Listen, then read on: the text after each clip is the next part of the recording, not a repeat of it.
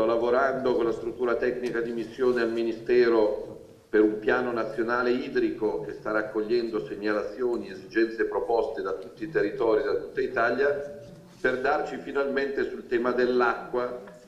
dell'utilizzo dell'acqua, della salvaguardia del bene acqua e della distribuzione dell'acqua, obiettivi a medio e lungo termine senza inseguire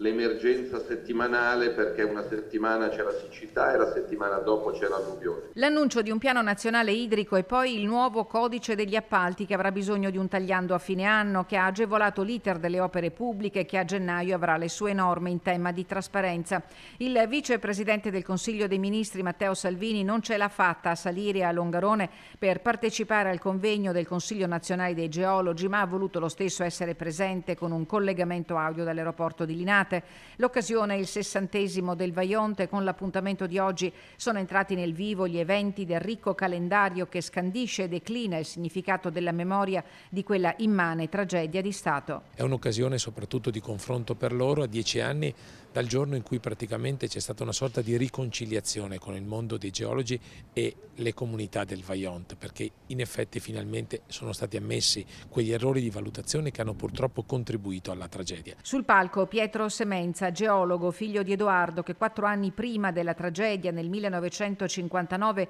scoprì per primo parte della paleofrana poco a monte della diga allora in costruzione. È una storia che sicuramente ha tanto di geologia e di professione, ed è per questo che, come diceva, è impressa così tanto nella memoria collettiva della nostra categoria professionale. Questo secondo me si porta dietro un insegnamento, e l'insegnamento che io ne trago, che poi ognuno potrà trarre il proprio da questa memoria, è quello di una forte responsabilità professionale, sia per quanto riguarda la professione, ma anche una responsabilità come categoria professionale verso la società.